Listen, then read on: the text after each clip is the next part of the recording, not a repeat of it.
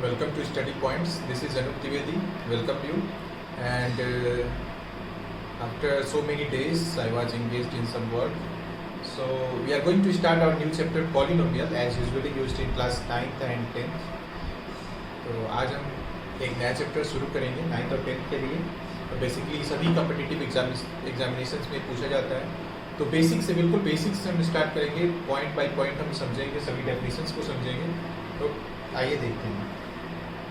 सबसे पहले पॉलिनोमियल का हम अर्थ समझते हैं. पॉलिनोमियल क्या होता है? तो पॉलिनोमियल जो है पॉली और नोमियल से मिलकर बना हुआ है. पॉली का मतलब होता है कई, मेनी, और नोमियल का मतलब होता है सॉल्यूशन. ठीक है.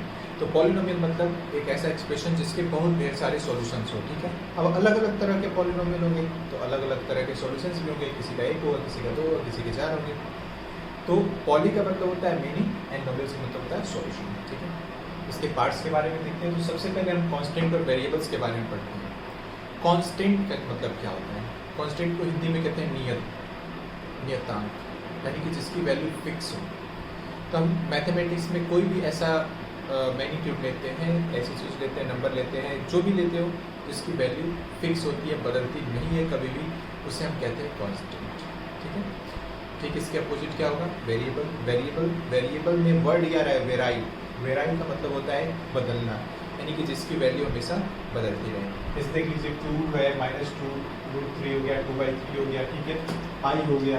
ये सब क्या होते हैं? ये सभी कॉन्स्टेंट्स होते हैं. उसके बाद वेरिएबल की बात करें तो XYZ जितने भी लेटर्स कहीं पे आपको दिखे मिलेंगे वो सभी वेरिएबल्स होते हैं. एग्जाम्पल के लिए अगर हम बात करें तो जैसे 2πr, सबको पता होगा पेरीमीटर ऑफ सर्कल. 2πr में 2 इज ए नंबर कांस्टेंट, इसकी वैल्यू चेंज नहीं होगी. पाई की वैल्यू 22/7 होती है, ये भी कांस्टेंट. लेकिन रेडियस, किसी भी रेडियस का हम सर्किल ले लेते हैं. ठीक है. 5 सेंटीमीटर का भी सर्किल ले लेते हैं, 10 सेंटीमीटर का, मतलब r जो है वो चेंज होता है लेते हैं, लेकिन सब में हम 2π ही लिखते हैं. तो 2πr में 2π कांस्टेंट होगा और ये वेरिएबल होगा. ठीक है. और एक वर्ड आता है अलजेब्रिक एक्सप्रेशन. इसके बारे में हम क्लास 8 में भी और पहले भी पढ़ चुके हैं और कुछ लोग इसके बारे में जानते भी होंगे. अलजेब्रिक एक्सप्रेशन क्या होता है? तो सबसे पहले हम अलजेब्रिक की बात करें. अलजेब्रा मतलब जो नंबर्स और plus addition, subtraction, division, multiplication, ये सारी चीज़ें कंसिस्ट करता है, उसको हम अलजेब्रा बोलते हैं. रेखा गणित, ये बीजगणित बोलते हैं. ठीक है. रेखा गणित निकल गया मुझसे, ज्योमेट्री को रेखा गणित बोलते हैं. तो अलजेब्रिक एक्सप्रेशन मतलब जिसमें प्लस माइनस गुणा भाग आता हो, अलजेब्रा. और एक्सप्रेशन मतलब क्या होता है? तो हम किसी कांस्टेंट और वेरिएबल को कंबाइन करके अगर इनके साथ लिखते हैं तो उसको हम अलजेब्रिक एक्सप्रेशन कहते हैं. तो अलजेब्रिक एक्सप्रेशन को आप डिफाइन करेंगे एक combination of constant and variable. देखिए मैंने कॉम्बिनेशन में लिखा है, बहुत शॉर्ट में इसको मैंने ऐसे लिख दिया है. इसका आप सेंटेंस बना के लिख सकते हैं. Combination of constant and variables written with the help of mathematical operators. इन सबको मैथमेटिकल ऑपरेटर्स बोलते हैं. ध्यान में रखिएगा, मैथमेटिकल ऑपरेटर्स अलजेब्रा में मैथमेटिकल ऑपरेटर्स बोलते हैं. राइट. तो कांस्टेंट और वेरिएबल्स को जो मैथमेटिकल ऑपरेटर्स के हेल्प से एक साथ लिखा जाता है तो उसको हम बोलते हैं अलजेब्रिक एक्सप्रेशन. ठीक है. जैसे देखिए इसमें कांस्टेंट्स हैं और वेरिएबल्स हैं, इसमें माइनस है, प्लस है, तो ये एग्जांपल होगा. ठीक है. ये एक अलजेब्रिक एक्सप्रेशन होगा. अब इसमें आते हैं टर्म्स मतलब तो कांस्टेंट वेरिएबल जब एक साथ लिखा जाता है तो उसको एक टर्म बोलते हैं. जैसे इस अलजेब्रिक एक्सप्रेशन में कितने टर्म्स हैं मैं पूछूँ तो आप बताएंगे 1 2 3 टर्म्स होंगे. आ रहा है समझ में? ठीक है. अब हम थोड़ा सा एक चीज़ पहले से पढ़े उसके बारे में जानते हैं. कोएफिशिएंट क्या होता है? ठीक है. कोएफिशिएंट क्या होता है? कभी भी कांस्टेंट और वेरिएबल के रिलेशन में कोएफिशिएंट आता है. तो सपोज करिए मैंने एक टर्म लिया है 5x. 5x का मतलब होता है 5 into x. ठीक है. 5 into x, इसको आप हिंदी में क्या कहते हैं? गुणा. ठीक है. गुणा कहते हैं ना.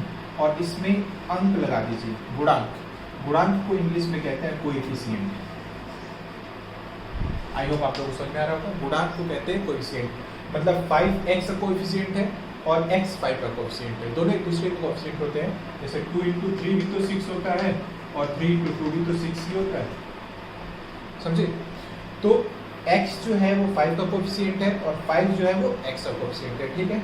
अब ये अलग अलग कैसे हैं? तो 5 किस में आता है? नंबर में आता है. नंबर में नंबर से बना हुआ है वर्ड न्यूमेरल, तो आप कह सकते हैं 5 जो है x का न्यूमेरल कोएफिशिएंट होता है।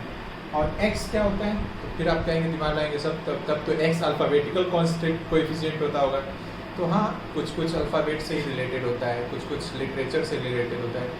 अल्फ़ाबेट हम लिटरेचर में पढ़ते हैं ना, लिटरेचर, इंग्लिश को लिटरेचर बोलते हैं। तो x जो है वो 5 का लिटरल कोएफिशिएंट होता है, ठीक है। 5 जो है x का न्यूमेरल और x जो है 5 का लिटरल कोएफिशिएंट होता है, ठीक है। लिटरल याद रखेंगे, दोनों एक दूसरे से गुणा करके रखे जाते हैं, ठीक है। तो आई होप ये सबको पता नहीं होगा, लेकिन अब पता चल गया। कोएफिशिएंट का मतलब है गुणा, और इसका सब्स्टिट्यूशन भी करेंगे गुणांक, गुणे का अंक जो आता हो। जैसे अब इसमें हम पूछे भाई x स्क्वायर का कोएफिशिएंट क्या होगा, आप बोलोगे 5 होगा। x का कोएफिशिएंट क्या होगा, आप बोलोगे -9 होगा, साइन के साथ बोलोगे।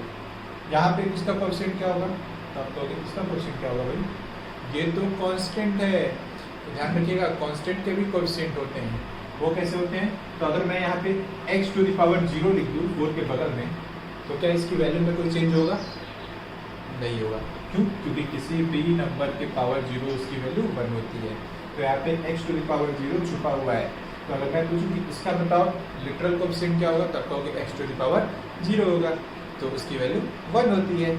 आगे समझ में, तो आई होप आपको समझ में आ गया होगा।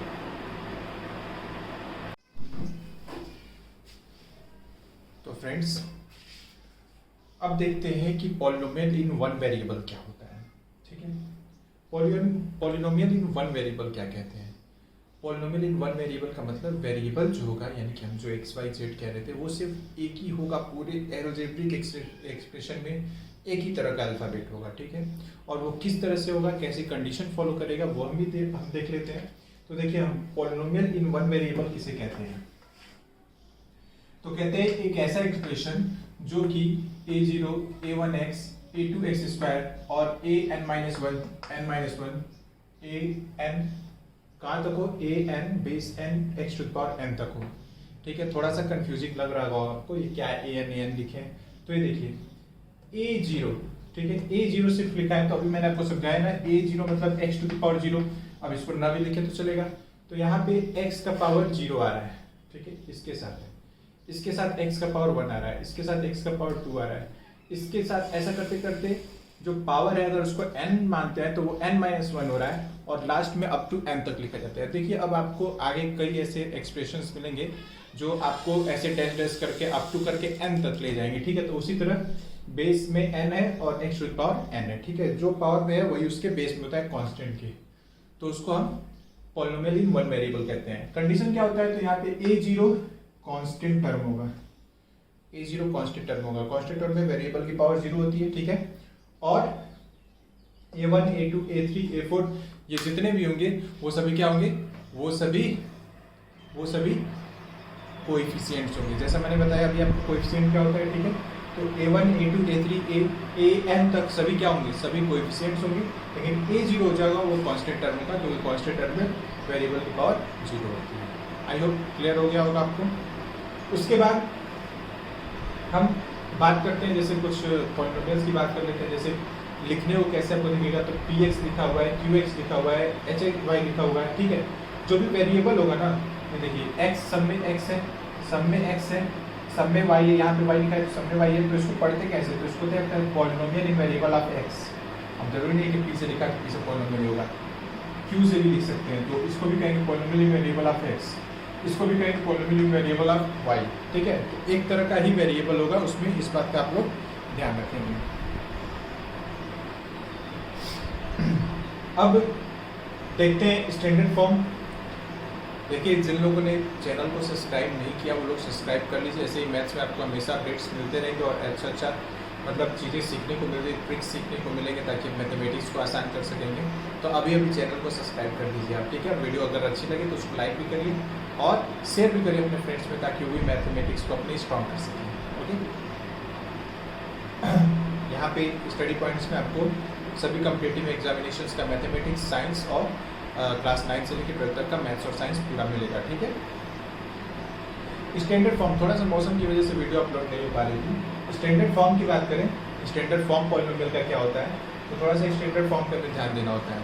कहते हैं कि standard form of a polynomial, अगर कोई पॉलिनोमियल है जिसका वेरिएबल x है तो उसका जो पावर होगा x का वो या तो असेंडिंग ऑर्डर में होगा या डिसेंडिंग ऑर्डर में होगा। ठीक है, देखिए यहाँ पे पावर जो है 1 है, 2 है, 3 है, 4 इस तरह बढ़ता जाएगा, या पावर जो है वो घटता जाएगा। ठीक है, पावर जो है वो घटता जाएगा। समझ में आ रहा होगा आपको। देखिए n-1 है, उसके बाद n में से एक कम, उसके बाद डायरेक्ट n आ गया है। ठीक है, तो पावर या तो बढ़ते हुए क्रम में होगा या घटते हुए क्रम में होगा। आप देख सकते एग्जाम्पल में, देखिए x का पावर 2 है, x का पावर 1, x का पावर 0, x का पावर 3 है, x का पावर 2 है, x का पावर 1, x का पावर 0, x का पावर 5 है, x का पावर 4, x का पावर 2 है, और उसके बाद कांस्टेंट टर्म में। तो इस तरह से पावर का जो होता है वेरिएबल के ऊपर वो बढ़ता है या घटते क्रम में लिखते हैं, तो that is the called standard form of polynomial. तो आई होप आपको ये समझ में आ गया होगा। ठीक है, कि पॉलिनोमियल क्या होता है, और इसको हम पॉलिनोमियल वन वेरिएबल कहते हैं। हाँ, कुछ और लिखा हुआ है, लिखा है यहाँ पे जो कांस्टेंट टर्म होता है, पहला term a to the power n जो है वो कभी 0 के बराबर नहीं होना चाहिए, जबकि n जो है बिलोंग करता है पॉजिटिव इंटीजर से। हमेशा एक पॉजिटिव इंटीजर रहेगा तो वो एक पॉलिनोमियल में माना जाएगा। ठीक है, हमेशा एक पॉजिटिव इंटीजर रहेगा, कोई पावर -1 +1 नहीं आएगा। अभी मैं आपको सारी कैरेक्टरिस्टिक बता दे रहा हूँ किस तरह से आप आइडेंटिफाई करेंगे कि पॉलिनोमियल कौन सा पॉलिनोमियल है और कौन सा नहीं है। ओके, तो फ्रेंड्स अब हम सीखेंगे कि पॉलिनोमियल किसे कहेंगे और पॉलिनोमियल किसे नहीं कहेंगे। सर ने तो कहा स्टैंडर्ड फॉर्म ऑफ पॉलिनोमियल होता है, पॉलिनोमियल में जो वेरिएबल होता है उसको हम जब असेंडिंग या डिसेंडिंग ऑर्डर में उसकी पावर को लिखते हैं, उसकी डिग्री को लिखते हैं, तो उसको हम पॉलिनोमियल कहते हैं। डिग्री क्या होता है आप समझते हो ना, पावर जो होता है पॉलिनोमियल का उसको डिग्री या पॉलिनोमियल कहते हैं। जैसे कई तरह के पॉलिनोमियल होते हैं, लीनियर होता है, क्वाड्रेटिक, उसके बारे में भी डिस्कस कर लेंगे। अब देखते हैं पॉलिनोमियल क्या होता है क्या नहीं होता है। सबसे पहले अगर पूछे हम x 1/(x) पॉलिनोमियल है या नहीं है, सिंप्लीफाई करते हैं तो x प्लस, जब इस x को ऊपर ले जाएंगे तो पावर माइनस में आ जाएगा, ये पॉलिनोमियल नहीं है। पावर माइनस में आ गया, नेगेटिव इंटीजर हो गया, पॉलिनोमियल नहीं होगा। ठीक है, एक और चीज, x का पावर 1 है और x का पावर -1 है, बीच में 0, x का पावर 0, कांस्टेंट टर्म गायब हो जा रहा है, पॉलिनोमियल नहीं होगा। रूट x -3 है, आपको पता है कोई भी चीज रूट में होती है, स्क्वायर रूट में होती है, तो उसको पावर में लिखना चाहे तो x टू द पावर 1/2 होगा, -3, पॉलिनोमियल 1/2 आ गया, पावर जो है 1/2 आ गया, पॉलिनोमियल नहीं होगा। ठीक है, एक एक मैं सारे एग्जांपल्स लिख दे रहा हूँ ताकि आपको कोई भी कंफ्यूजन न हो, कैसा भी क्वेश्चन है तो आप आसानी से बता सकें। यहाँ देखिए जैसे हमने इसको बताया वैसे यहाँ पे भी y का पावर 1/3 होगा, -6, ये पॉलिनोमियल नहीं होगा, ये भी नहीं होगा। उसके बाद यहाँ पे, तो यहाँ पे भी देखिए इसको सिंप्लीफाई भी कर ले तो x² -3x -x +3 होगा, x² -4x +3। चलो ऊपर वाला तो हो जा रहा है, लेकिन अब नीचे x लिखा हुआ है। ठीक है, नीचे x लिखा हुआ है, इस x के कारण ये जब ऊपर आएगा तो इसके साथ x टू द पावर -1 हो जाएगा और बीच में कोई मैथमेटिकल ऑपरेटर नहीं आएगा, तो ये पॉलिनोमियल नहीं होगा। ठीक है, उसके बाद यहाँ पे भी x + 2 का पावर -1 हो जाएगा, ऊपर जाएगा, तो ये पॉलिनोमियल नहीं होगा। उसके बाद यहाँ पर भी x + 3 है और x + 4 का पावर -1 हो जाएगा, तो ये भी पॉलिनोमियल नहीं होगा। तो एक बार ध्यान से लिख लीजिए कि कौन सा पॉलिनोमियल नहीं होगा, तो पावर -1 नहीं, पावर 1/2 पॉलिनोमियल नहीं, पावर 1/3 रूट में पॉलिनोमियल नहीं होगा। यहाँ पे पावर मैथमेटिकल ऑपरेटर नहीं, पावर नेगेटिव आ गया, पॉलिनोमियल नहीं होगा, ये पॉलिनोमियल नहीं होगा और ये पॉलिनोमियल नहीं होगा। तो आप इस तरह से आइडेंटिफाई कर सकते हैं कि कौन सा पॉलिनोमियल है। तो अब देखते हैं पॉलिनोमियल के कुछ टाइप्स, जिसमें आपका पॉलिनोमियल ऑफ वेरियस डिग्री है और number of terms of polynomial है। ठीक है, सबसे पहले हम डिग्री के बारे में जानेंगे। पॉलिनोमियल की डिग्री, पॉलिनोमियल पढ़ा लिखा है नहीं, इसके पास डिग्री है। तो देखते हैं पॉलिनोमियल के टाइप्स क्या होते हैं। तो 4 तरह के आपको पॉलिनोमियल देखने के लिए मिलेंगे, जिसमें होगा linear polynomial, quadratic polynomial, cubic polynomial और बाई क्वाड्रेटिक पॉलिनोमियल। तो इसमें सबसे पहले हम देखेंगे लीनियर पॉलिनोमियल के बारे में। लीनियर पॉलिनोमियल जिसमें वेरिएबल का पावर 1 होता है, डिग्री उसकी 1 होती है। ठीक है, उसको हम कहते हैं लीनियर पॉलिनोमियल। जैसे देखिए 5x + 7 है, तो x का पावर 1 है, √2y - 6 है, तो √2 से कोई मतलब नहीं है, y से मतलब है, y का पावर 1 है, z का पावर 1 है, तो पावर 1 मतलब लीनियर पॉलिनोमियल। उसी तरह क्वाड्रेटिक, द्विघात, 2 घात जब रहेगा, 2 पावर रहेगा, तो देखिए 4y², सबसे हाईएस्ट पावर 2, फिर 1, फिर कांस्टेंट, उससे कोई मतलब नहीं, y का पावर 2 है, हाईएस्ट पावर 2 है, मतलब वो क्वाड्रेटिक पॉलिनोमियल होगा। उसके बाद आता है क्यूबिक। क्यूबिक मतलब होता है घन। क्यूबिक पॉलिनोमियल में हम कैसे रखेंगे, तो क्यूबिक पॉलिनोमियल में आपका आ गया x का पावर 3, ठीक है, x का पावर 3, हाईएस्ट पावर इज 3, तो ये हो जाएगा डिग्री जो जिसकी 3 रहेगी वो आपका क्यूबिक पॉलिनोमियल होगा। और बाई क्वाड्रेटिक में 4, देखिए यहाँ पे x का पावर 4 है, ठीक है, तो आसानी से हम इसको biquadratic. So we have degree के बेसिस पे हमें 4 तरह के पॉलिनोमियल मिलते हैं, लीनियर, क्वाड्रेटिक, क्यूबिक और बाई क्वाड्रेटिक, ठीक है। अब 4 के बाद आप पूछेंगे सर 5 भी होता है पावर, 6 भी होता है, 7 भी होता है, 8 भी, तो इसके ऊपर जितना भी कहेगा आप उसको बाई क्वाड्रेटिक नाम दे सकते हैं, कोई प्रॉब्लम नहीं। टर्म्स की बात करें हम, तो टर्म्स में मोनोमियल होता है, बाइनोमियल होता है, ट्राइनोमियल होता है। मोनोमियल, मोनो मतलब होता है एक, ठीक है, जिसमें एक टर्म सिर्फ हो, जैसे सिर्फ 9 मोनोमियल होगा, -14 मोनोमियल होगा, -4 x पावर 4 मोनोमियल होगा, ठीक है।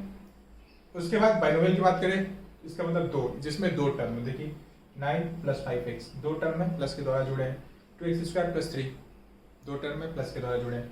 ट्राइनोमियल में 3 टर्म्स होंगे, 1 2 3 टर्म्स होंगे, 1 2 3, ठीक है। तो इस तरह से टर्म के बेसिस पे पॉलिनोमियल 3 तरह का होता है, मोनोमियल, बाइनोमियल और ट्राइनोमियल। तो आई होप आपको समझ में आ गया होगा, ठीक है। तो फ्रेंड्स अब देखेंगे हम कांस्टेंट पॉलिनोमियल और जीरोस पॉलिनोमियल। कांस्टेंट पॉलिनोमियल क्या होता है, तो एक पॉलिनोमियल जिसका वेरिएबल x है, उसमें सिर्फ एक टर्म होगा जो एक नॉन जीरो कांस्टेंट टर्म होगा, ठीक है, एक नॉन जीरो टर्म होगा, मतलब जीरो उसमें नहीं होगा, या वेरिएबल की पावर जो जीरो होती है वो भी हम उसमें नहीं लिखेंगे, सिर्फ कोई इंटीजर लिख देंगे, जैसे 6 हो गया, -8 9/14, -10/14, उस -1/12, किसी तरह का एक रियल नंबर लिख देंगे, एक नॉन जीरो रियल नंबर होगा, ठीक है, उससे हम कहेंगे कांस्टेंट पॉलिनोमियल। कांस्टेंट का आप अर्थ जानते हैं पहले से, कोई ना कोई नंबर जिसका कुछ मैग्नीट्यूड होगा प्लस माइनस में। उसके बाद जीरो पॉलिनोमियल, जीरो पॉलिनोमियल क्या कहते हैं, तो एक टर्म जो कि जीरो खुद हो, ठीक है, एकदम जीरो हो, उसका पावर जीरो कह सकते हैं। कांस्टेंट पॉलिनोमियल, तो डिग्री जो होता है जीरो पॉलिनोमियल का वो डिफाइन नहीं होता है। अब आप ये ऐसा नहीं कहेंगे x⁻0 सर क्या जीरो पॉलिनोमियल, नहीं, जीरो पॉलिनोमियल मतलब उसका टर्म ही जो होगा वो जीरो होगा। एक चीज हमेशा ध्यान में रखिएगा, 9th में पॉलिनोमियल पढ़ना है तो जीरो और जीरोज में अंतर होता है, zero of polynomial and zeros of polynomial, zero polynomial and zero of polynomial, सिर्फ ऑफ लग जाता है तो जो ऑफ है वो सॉल्यूशंस को बताता है, जीरो मतलब वो x के 2 सॉल्यूशंस मिलेंगे। अगर मान लीजिए कि क्वाड्रेटिक पॉलिनोमियल है, प्रूफ कर रहे हैं, डिग्री तो है, तो उसके 2 सॉल्यूशंस मिलेंगे x के, और नहीं तो सिर्फ जीरो रहेगा, तो जीरो मतलब एक ऐसा टर्म जो नेम हो जीरो से, उसे हम जीरो पॉलिनोमियल कहते हैं। ओके, तो इस तरह से कांस्टेंट पॉलिनोमियल और जीरो पॉलिनोमियल अपने ध्यान में रखिएगा। So my dear friends, my students, जैसा मैंने बताया जीरो पॉलिनोमियल और जीरोज ऑफ पॉलिनोमियल, तो जीरो पॉलिनोमियल जिसमें कोई भी जिसकी डिग्री डिफाइन नहीं होती उसे हम जीरो पॉलिनोमियल कहते हैं। अब हम देखेंगे जीरोज ऑफ पॉलिनोमियल क्या होता है, जीरोज ऑफ पॉलिनोमियल, ठीक है। तो हम कहेंगे कि मान लेते हैं कि एक पॉलिनोमियल है जिसका वेरिएबल x है, ठीक है, उस x को हम रिप्लेस करते हैं अल्फा से, जो अल्फा माइट भी कोई रियल नंबर हो सकता है, ठीक है, कोई पॉजिटिव नेचुरल नंबर है, नेगेटिव नेचुरल नंबर है, जीरो हो सकता है, ठीक है। अगर अल्फा की जगह यानी कि x की जगह पे अल्फा मतलब कि कोई रियल नंबर रखने पे पॉलिनोमियल जीरो के बराबर हो जाता है, तो अल्फा को हम पॉलिनोमियल का जीरो कहते हैं, ठीक है। यानी कि एक ऐसा वैल्यू, वेरिएबल का एक ऐसा वैल्यू जो पॉलिनोमियल को जीरो के बराबर कर देता है, उसको हम जीरोस ऑफ पॉलिनोमियल बोलते हैं, ठीक है। कोई पॉलिनोमियल लिखें, x की जगह पे हम कुछ भी रखें और पूरा पॉलिनोमियल जो किसके बराबर हो जाए, जीरो के बराबर हो जाए, उसे हम जीरोस ऑफ पॉलिनोमियल कहते हैं, ठीक है। समझ में आ रहा होगा। तो अगली बार अगर कोई जीरो और जीरोस पे पूछे तो तुरंत बता देना, ठीक है, कि जीरो पॉलिनोमियल जिसकी डिग्री अनडिफाइंड होती है, और जीरोस ऑफ पॉलिनोमियल, भाई पॉलिनोमियल को हमें सॉल्व करना पड़ेगा जीरोस ऑफ पॉलिनोमियल बताने के लिए, ठीक है। अब finding zeros of polynomial, zeros of polynomial प्राप्त करना मतलब फाइंड करना, इसका मतलब होता है कि इक्वेशन को सॉल्व करना, ठीक है। अब चाहे जैसे सॉल्व करें, रिमाइंडर थ्योरम सॉल्व करें, फैक्टर थ्योरम से सॉल्व करें, या फिर फैक्टराइज करें, ठीक है, या फिर डिवीजन एल्गोरिथम से सॉल्व करें, इसके बारे में हम आगे डिस्कस करेंगे, डोंट वरी। हम यहाँ पे बस देखेंगे कि क्या ये जीरोज है या नहीं है, ठीक है, ये इसका सॉल्यूशन है या नहीं है। तो आपको सिंपली कुछ नहीं करना होगा, देखिए p की जगह x की जगह पे 2 रखना होगा, x की जगह पे -1 रखना होगा, x की जगह पे -3 रखना होगा, p की जगह पे 0 रखना होगा, तो हमें पता चल जाएगा कि वो है या नहीं है, ठीक है। तो कुछ नहीं, इस पे x की जगह पे सिंपली आप 2 रखिए, x की जगह पे सिंपली 2 रखिए, तो हमने लिखा 2 का क्यूब प्लस 2 × 2 का स्क्वायर -5 इंटू 2 -6, सॉल्व कर लेते हैं। 8 + 8 -10 -6, 16 - 16 = 0। ओह, 2 रख x की जगह पे 2 रखने पे 0 हो गया, मतलब ये 0 जो पॉलिनोमियल है, ठीक है। 2 इज 0 जाए दिस पॉलिनोमियल। सॉल्यूशन किया। उसी तरह इसमें से कोई एक और ले लीजिए और 2 आप करिएगा, बाकी मैं छोड़ देता हूँ, ठीक है। तो p = -3 ले लेते हैं। थोड़ा सा -3 complicated, negative natural number complicated लगता है, तो -1 आप करने वाले हैं और 0 आप करने वाले हैं, और कमेंट सेक्शन में बताएंगे कि -1 और 0 है या नहीं है, ठीक है। मैं देखूंगा जरूर, मैं देखूंगा। तो ये हो गया -3 का क्यूब, देखिए x का क्यूब है तो x के ऊपर -3 का क्यूब। कभी भी नेगेटिव नेचुरल नंबर को आप नेगेटिव साइन के साथ लिखिए। +2 -3 का स्क्वायर -5 इंटू -3 और ये -6 हो जाएगा, ठीक है। तो -27 होगा, ये +9 3 3 9 2 18 होगा, और ये +15 होगा और -6 होगा। -1 जोड़ दीजिए। 27 and 6 33, -33 और +33, ये भी हो जाएगा 0 के बराबर, मतलब कि -3 भी जो है वो भी 0 है पॉलिनोमियल का। तो मुझे लगता है कि आपको समझ में आ गया होगा किस तरह से हम वैल्यू रख करके 0 फाइंड आउट करते हैं, ठीक है। प्लस माइनस के लिए plus into plus minus into minus होता है, तो इसके लिए एक बार आप रेशनल नंबर वाला जो कंडीशन दिया था वो कंडीशन एक बार देख लीजिएगा, आपको समझ में आ जाएगा, ठीक है। तो इसमें सिंपली कुछ नहीं करना है, एक्स की जगह पे जो भी वैल्यू दी रहेगी वो लिखना है और आपको सॉल्व कर लेना है, ठीक है। फाइंड आउट कर लेना है कि वो इस पॉलिनोमियल का 0 है या नहीं है। तो आई होप आपको समझ में आ गया होगा।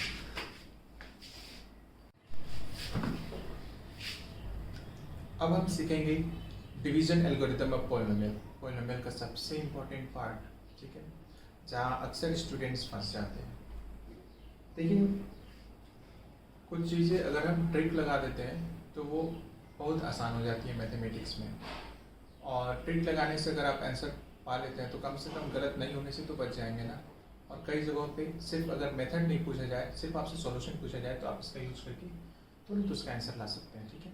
तो ये ऐसी ट्रिक नहीं है कि स्टेप्स को याद रखने के लिए ट्रिक है। तो आज हम डिवीजन एल्गोरिथम फाइंड आउट करेंगे और देखेंगे कि पॉलिनोमियल को कैसे डिवाइड करते हैं, ठीक है।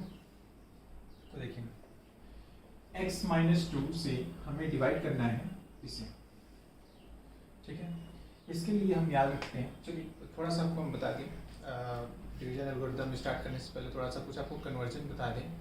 कुछ कन्वर्जन होता है पॉलिनोमियल को लेकर के, जैसे एक कांस्टेंट पॉलिनोमियल, जैसा कि मैंने बताया, कांस्टेंट पॉलिनोमियल जो होता है उसका कोई भी 0 नहीं होता है, ठीक है। लीनियर पॉलिनोमियल का 1 0 होगा, क्वाड्रेटिक का 2 होगा लेकिन रिपीटेड होगा, क्यूबिक का 3 होगा, बाई क्वाड्रेटिक का 4 होगा, यानी कि जितने भी हाईएस्ट डिग्री रहेगा पॉलिनोमियल का उतने आपके नंबर आप जीरोज लेंगे। जैसे क्यूबिक का कितना होगा, कमेंट सेक्शन में बताइएगा क्यूबिक पॉलिनोमियल के कितने जीरोज होंगे। और जीरो जो है किसी पॉलिनोमियल का जीरोज हो सकता है या नहीं हो सकता है, तो हो भी सकता है या नहीं भी हो सकता है, ये भी याद रखिएगा, ठीक है। तो ये कुछ प्रॉपर्टीज होती है जो हम डिवीजन एल्गोरिथम के पहले आपको सोचते रहे थे, बता दें, ठीक है, ताकि याद रखिएगा किसी कंपटीशन एग्जाम में पूछा जा सकता है। तो भाई कैसे डिवाइड करेंगे, तो इसके लिए एक याद रखेंगे साइन, नंबर और वेरिएबल, इसका यूज कई जगह हम करेंगे, ठीक है। ये मेरा बनाया हुआ ट्रिक है। ट्रिक बेसिकली जितने भी मैं आपको बताऊंगा वो खुद का ही बनाया होगा, आपको कहीं नहीं मिलेगा, कहीं कॉपीराइट नहीं होगी। तो साइन, नंबर, वेरिएबल, साइन में हम प्लस माइनस देखते हैं, ठीक है। नंबर में हम टेबल पढ़ते हैं, ठीक है। और वेरिएबल में हम लिस्ट पावर देखते हैं, कितना पावर कम है। अभी आप समझ जाएंगे क्या है साइन, नंबर, वेरिएबल का चक्कर। तो इसे हम डिवाइड करेंगे, ठीक है। सबसे पहले आप इसका देखिए, यहाँ पे कौन सी साइन है, प्लस है, और यहाँ पे क्या है, प्लस है, तो यहाँ पर भी प्लस होना चाहिए। ध्यान दीजिएगा, सबसे पहले साइन देखना है, यहाँ पे कुछ नहीं है तो प्लस है, यहाँ पे कुछ नहीं है तो प्लस है, और तो यहाँ पे भी प्लस ही होगा। पहला साइन हम प्लस नहीं लिखते हैं, आप चाहे तो लिख भी सकते हैं लेकिन नहीं लिखते हैं। दूसरा नंबर देखते हैं, तो नंबर यहाँ पे क्या है, 1 है, और यहाँ पे क्या है, 3 है। यहाँ पे क्या है, 1 है, यहाँ पे क्या है, 3 है। 1 के टेबल में 3 कितने टाइम में आता है भाई, तो 1 के टेबल में 3 जो होता है वो 3 टाइम, ठीक है। उसके बाद वेरिएबल का पावर x है, x का पावर 1 है, कुछ नहीं तो 1 है, और x का पावर 4 है, और कितने पावर की जरूरत है, तो यहाँ पे x का पावर 3 की जरूरत है। ऑलराइट, x का पावर 1 है, x का पावर 4 है, 3 की और जरूरत है, ठीक है। तो इसको अब कैसे लाएं, ये हमने देख लिया साइन, नंबर, वेरिएबल से। अब कुछ नहीं करना होगा, इसको उठाइए और इस पूरे टर्म में मल्टीप्लाई कर दीजिए। तो इसका जो मल्टीप्लिकेशन इसमें होगा तो पहला तो यही आ जाएगा 3x³ इंटू एक्स, देख लीजिएगा 3x³ इंटू एक्स, s³ और x1 3x⁴ हो जाएगा। ठीक है, ये सब एक्सपोनेंट्स के रूल में है, बताने की जरूरत नहीं है आपको। अब 3x³ का -2 में होगा तो -6x³ होगा। ठीक है, इसका जो होगा इन दोनों टर्म्स में साइन के साथ मल्टीप्लिकेशन होगा, तो 3x³ का x में 3x⁴, 3x³ का -2 में -6x³। ठीक है, अब यहाँ पे जब हम डिवीजन करते हैं, डिवीजन में सब्ट्रैक्शन होता है, यहाँ पे कुछ नहीं है, प्लस है तो ये माइनस हो जाएगा, ये वाला काउंट होगा, यहाँ पे माइनस है तो ये प्लस हो जाएगा। इसका भी ध्यान रखिएगा, सब्ट्रैक्शन करते समय साइन चेंज हो जाता है तो ये कैंसिल हो जाएगा, पहला टर्म हमेशा कैंसिल कर लेते हैं। अब यहाँ पे +6 है और -4 है, +6 -4 क्या होगा तो +2 होता है। आपको पता है 6 बड़ा है, उसके सामने प्लस है, माइनस है लेकिन इसको काउंट नहीं करेंगे, प्लस है तो इसका आप साइन रखेंगे और 6 में से 4 जाएगा, 2 बचेगा, x³ अपना उतार देंगे और -3x के साथ छोड़ देंगे। ठीक है, फिर से वही चीज, साइन नंबर वेरिएबल, साइन क्या है प्लस है, यहाँ प्लस है, पहले यहाँ देखेंगे प्लस है, फिर यहाँ प्लस लगा देंगे। अपोजिट जैसे ही अपोजिट होगा चेंज होगा साइन, हम दूसरी साइन ले लेंगे। उसके बाद 1 है 2 है तो 2 टाइम है, फिर x का पावर 1 है, x का पावर 3 है तो x का स्क्वायर हमें चाहिए।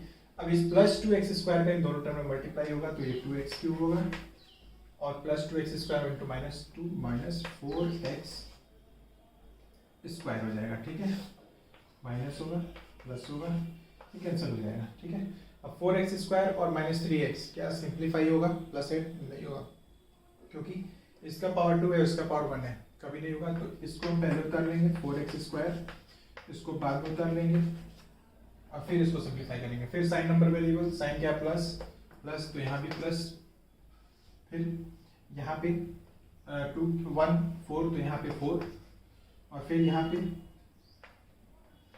तो x तो ये हो जाएगा 4x² -8x। ठीक है, ये हो जाएगा माइनस, ये हो जाएगा प्लस, ये कैंसिल हो जाएगा, 8 में से 3 जाएगा, 5x बचेगा और -1 ऊपर से उतार लेंगे। ठीक है, फिर से वही साइन नंबर वेरिएबल, तो प्लस तो यहाँ पे भी प्लस 1 और 5 तो 5 टाइम। ठीक है, तो ये हो जाएगा 5x, यहाँ पे लिख दे रहे हैं और तो इसको मैंने यहाँ पे लिख दिया है, देखिए इसको यहाँ पे लिख दिया है।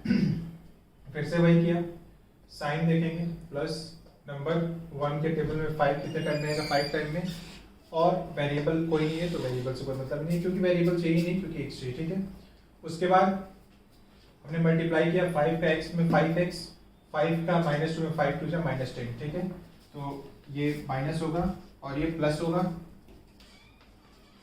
5x से 5x कैंसिल, +10 में से -1 होगा, 10 में से 1 जाएगा, 9 बचेगा। ओके, तो आई होप आपको ये समझ में आ गया होगा अच्छे से, और ऐसे ही वीडियोस के लिए चैनल को सब्सक्राइब करिए, लाइक करिए वीडियोस को अगर अच्छे लगे तो, और अपने फ्रेंड्स को शेयर करिए ताकि वो भी इसको ऐसे नॉलेज को जान सके और समझ सके सारे मैथमेटिक्स के क्वेश्चंस को। Thank you.